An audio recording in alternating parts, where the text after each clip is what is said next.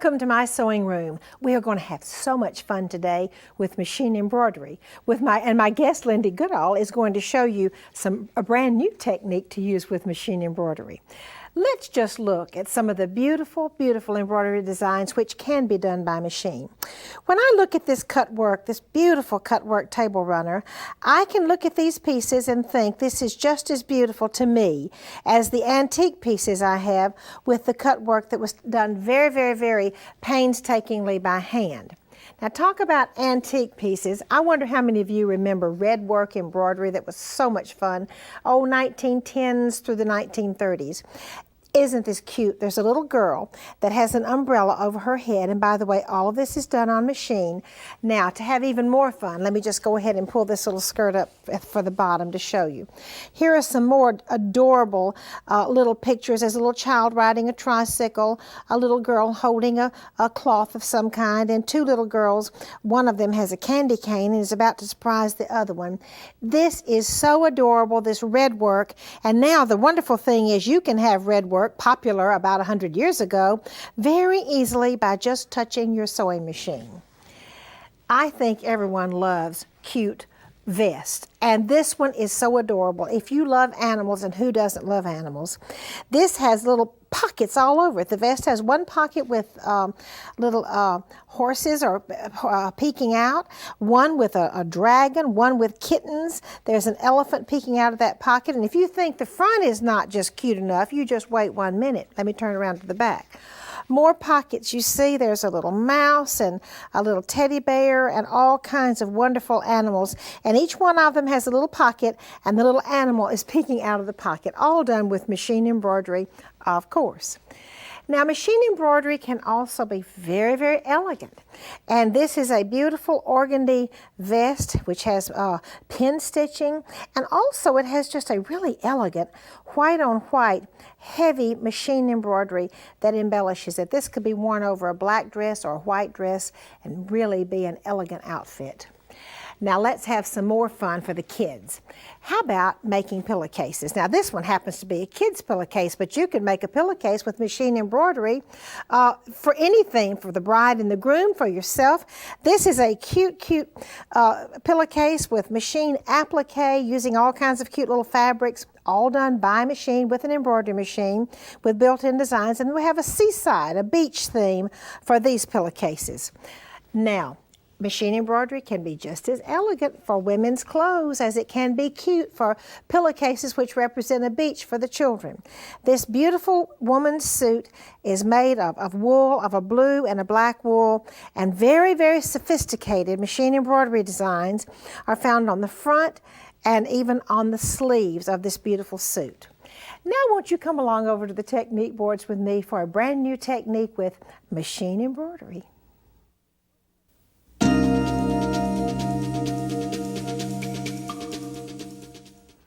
The name of this technique on this wonderful blouse, which is one of our featured patterns for the series, is Arizona Summer.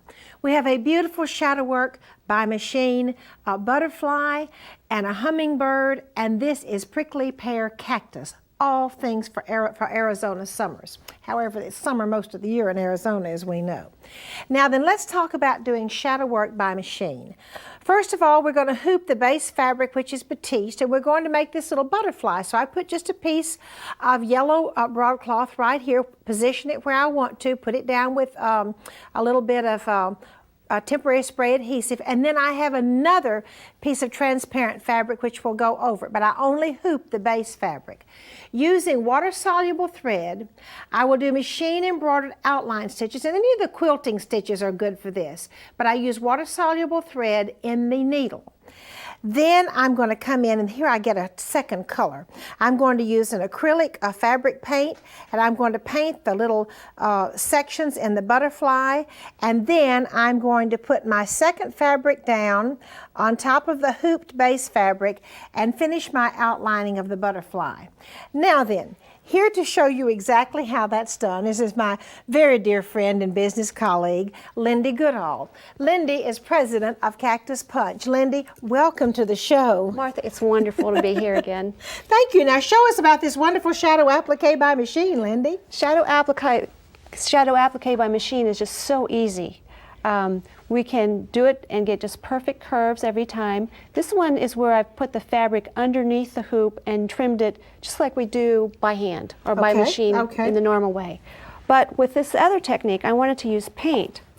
And to do that, I had to do a couple extra steps. So I hooped my base fabric, the batiste, and then I used some embroidery spray adhesive to position the fabric in place and hold it while I do the embroidery. After I do the embroidery, which I've done there, you can see that you can't see the white thread here. I've sewn it in black on the board so we could see the thread, but this is water-soluble thread in the needle so that when I wash it out, this will go away and my bobbin thread will fall away. This will let me sew so that I don't have too many thicknesses of thread in here. Now we're talking about water-soluble thread. You have to use some cautions with this. Don't lick your fingers when you thread the needle. Or it will dissolve. And don't lick your finger if you're going to pick it up off the spool, because you will make a hole in your spool. Don't ask me how I know that. So after I've trimmed away and I've done my painting, which is very easy, you just use any fabric paint or acrylic paint. You can use brushes or you can use the new pens if you're not comfortable with a brush, so they're easier to control. Mix it with a little fabric medium so that it's permanent. And then what we're going to do is put it back in the hoop, or put the hoop back in the machine, excuse me, and lay our other fabric over the top. Now I've starched this so it doesn't shift around, and I'll spray that with the embroidery spray adhesive, put it into place, and do my embroidery. Now what I found out when I was making this garment, I cut out my whole base garment, but then I just cut out a large area of fabric to lay over the top so that if it shifted during the embroidery, then I could recut it and I wouldn't have garments that were shifted. So that's a good thing to know. In other words, you didn't cut out the front of your blouse until after all of the embroidery was done. I cut out the base part. Okay, the base part, okay. But then the top part that I laid over, I just cut out a big square like this. And laid it over, just made it sure it was straight on the grain line, and did my embroidery, and it's great. And then you did your summer in Arizona. I just love it. I didn't know what those green pieces were until you told me it's a prickly pear cactus. Well, Lindee, thank you so very much for sharing with us how to do the shadow applique. Now, I think you have some more tricks for us. Yes. When we work on a large garment or we have multiple designs, sometimes it's hard to know where to position them. So what I do is I print my designs out and then I cut them out so that I have all my shapes, and I've drawn lines through the center so that I know where the vertical, horizontal, and center is, because when I'm positioning these around on my garment, I might have these shifted like this. And I'm going to play around with them and get them to where I like them. I'm going to pin them on the front of my garment, and then I'm going to hold it up to my body because I want to know that they're in the right position. And I'll play with these until I get them exactly right. Then by these positions, I can put them in the hoop so that, like if this was pinned onto my garment, I would have this pinned so that it was centered this way, even though I might be hooping my garment catty corner. Then what I'm going to do is I'm going to put this in the machine, and I'm going to move the needle back and forth until it's exactly lined over the center of my crosshairs. Then I know that my garment is going to be positioned where my design will be positioned where I intended it to be. That's called the real design element, because you certainly don't want things where they shouldn't be. Right. And without that extra attention, I bet that happens a lot, doesn't it? Yes, yes. Lindee, thank you so very much. And next, Lindee has a garment construction tip for you.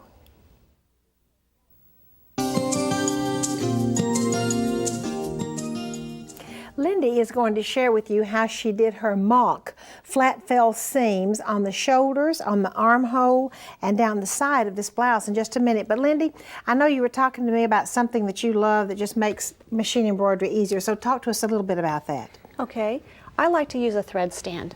And the reason I like to use a thread stand is I can line up all of my colors in the order that I'm going to sew. I have a cat in my sewing room, and sometimes he rearranges my threads if I leave them on the table. And he hasn't figured out how to get them off of here yet. Oh, that's excellent.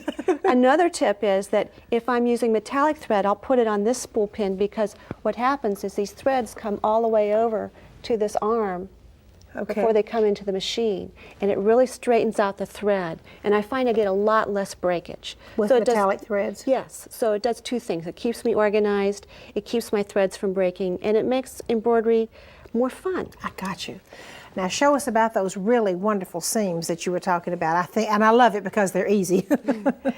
Yes, if you look at our garment here, if you hold it up to the light, you can easily see the seam allowances through the fabric, and I don't like to see that. On this other sample, we can see a finished seam, and it just looks so much nicer. This is just so easy. And what you do is, first of all, you do a normal 5/8 inch seam allowance.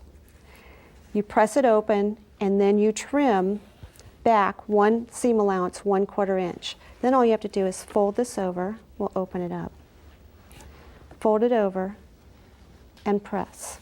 All right, now let me see. What did you, now you said regular 5/8 inch seam allowance. Yes. Trim half of that seam allowance. Trim it how much? To 1/4 inch. Trim it to 1/4 inch. Then do that one more time for me. So then we're going to fold this over. Fold it over. And we'll press it. Oh, Lindee. And then we just top stitch it. That is wonderful. That is what you call an easy flat felled seam. Yes. You know, my grandmother used to make flat felled seams on all the clothes. She made all the boys' shirts in her family when she was a teenager, and she always did nightgowns and night shirts and always used the real flat felled. That is certainly a lot easier. Yes, it's very easy. And in fact, I've even done it on slippery fabrics. I've done it on the inside of this garment, and it was a little bit trickier because it does slip, but you can do this on blouses that you might wear open, or jackets, or upscale garments where you just want a pretty inside. Rather than just a serge seam, you want to go ahead and fix it well, as my grandmother would have said, a proper seam. Yes. However, I think serge seams are proper seams too. Lindee, thank you so much for being here with us today. And next, I have a quilt square to share with you.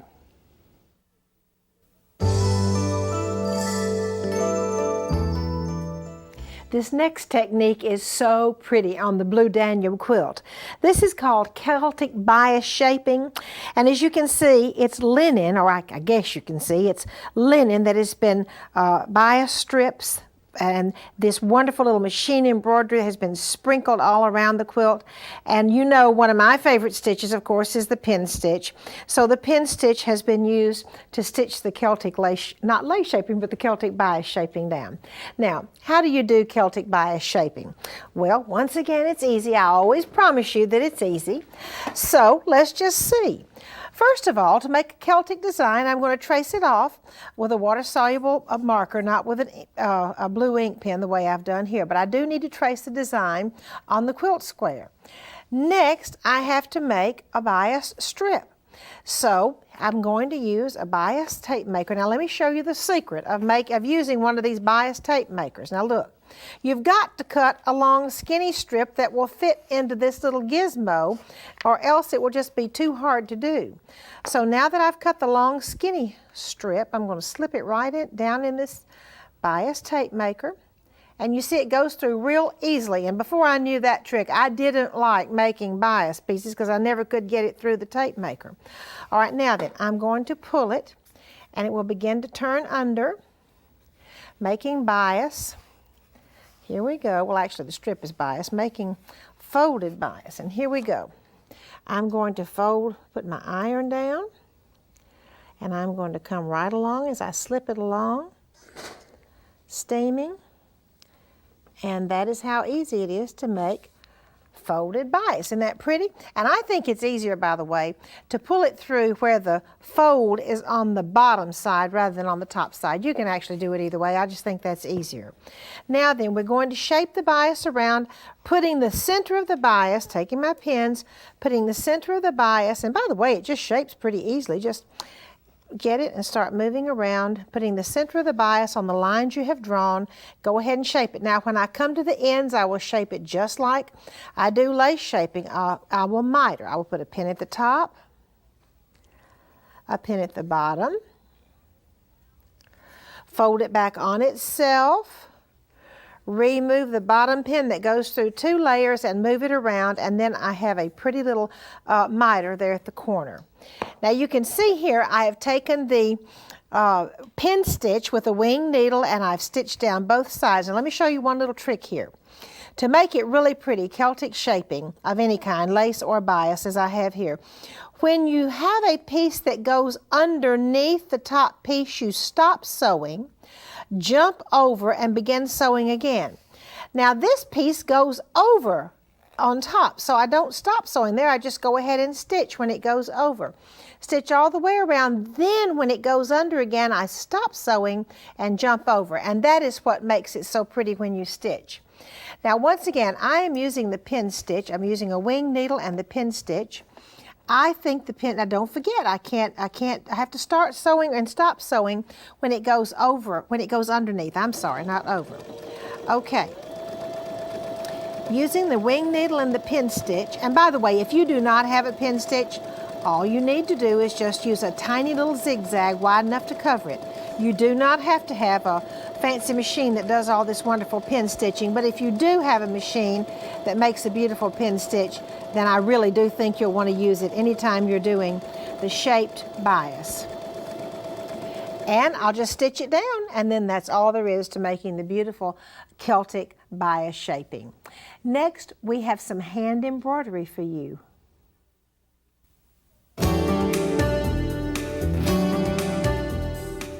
I'm so happy to have as my guest today my dear friend and business colleague, Kathy Neal. Kathy is one of the outstanding needle artists in the world today. She is currently enrolled in the certificated course at the Royal School of Needlework in London. Kathy, welcome to the show. Thank you, Martha.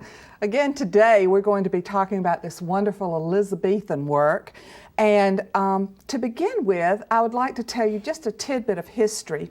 In the Elizabethan era, one of the first forms of needlework that was ever done by the amateur needle person was done for home decor. And the word crewel work as we know it, comes from the fact that crewels were used, and crewels are simply wool threads. You'll notice here on the picture that we have that I have a piece of crewel work, and you'll notice that it's very similar in its stitches and designs to the Elizabethan work. That's because they came along. Just because one era ended, it didn't mean that everybody stopped doing that type of needlework. They developed alongside each other. Our blouse is worked in silk threads, silk on linen, and quite often when you get a skein of silk thread, a lot of people say, how do you keep it from looking like this? Oh, yeah. Does your thread get like this? So I wanted to talk just a minute about opening up your thread. And when you remove your thread, it's very important to keep the number, the color number on there. And I just snip that off and discard it. And then I pull the skein of silk away. And if you'll notice, if you'll let it untwist, then the silk will just unravel, just like that. And then if you'll put your finger in here, eventually the silk thread, in one end it has a little knot, and you can pick that up. But what you want to do is make a nice little circle, just like that. And you want to cut it on both ends. And Martha, I'm going to do something here. The end that I cut off, I'm going to take those fibers and I'm going to turn them around. Do you know why I do that? I'm going to let you tell me. I do that because I want to keep the grain of the thread all going in the same direction. Also, my husband says I'm the only person he knows that has a garment bag for their thread. And what I do is I always cut a little hole in the top of this, and I put my thread up through there, and then I insert my ring. That way they're protected. Huh.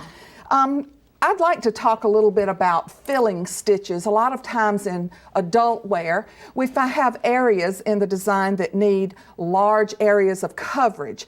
And today we're going to talk about laid work, laid stitches. Just as the name implies, the stitch, the fiber is actually laid down, and then it is usually couched in some way. I have an example here, much like over on the blouse, inside the melon. You notice the grid work effect of the laid stitches in the center or the meat of the melon. Here I have a similar design drawn. And after you have drawn your design and decided, do you notice I have a nice long piece of thread? Yeah, I did. For laid work, we use a little bit longer thread, so you need to plan ahead a little bit. I also keep, Martha, one of these little angled rulers, and if you will put that ruler right against the edge there, you can make, it helps you to keep the angle of the laid work. And with laid work, they're just very long stitches. How many strands of floss are you using, Kathy? On the blouse, I used approximately 2 or 3 in each of those small motifs.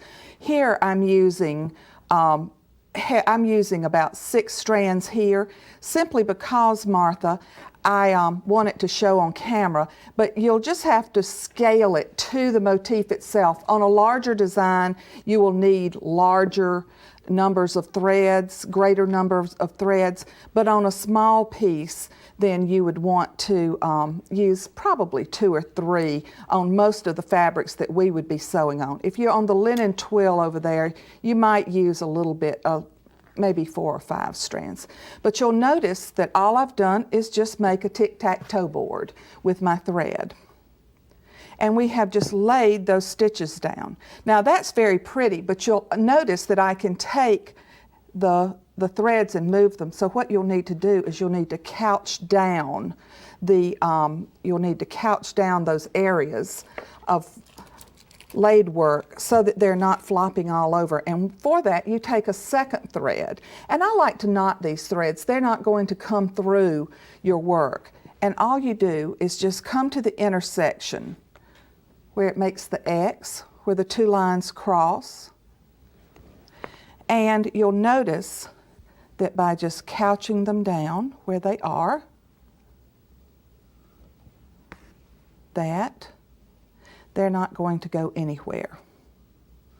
Just like that.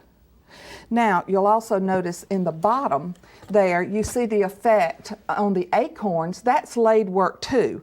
The only difference is, instead of doing the grid work, what we do with the laid work is we keep the stitches very, very close together, as we would in a satin stitch. Now, if you're going to do the satin type effect, you have to remember one thing, Martha, and that is that you want to keep the area that you cover less than 1/2 of an inch.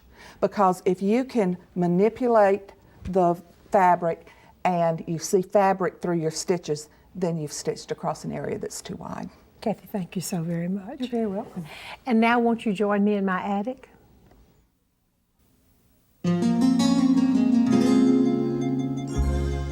This is a really pretty blouse. It's almost what I call a school teacher blouse.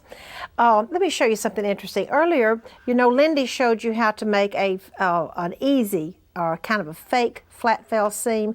This blouse indeed has flat fell seams on the shoulders and around the armhole and down the side.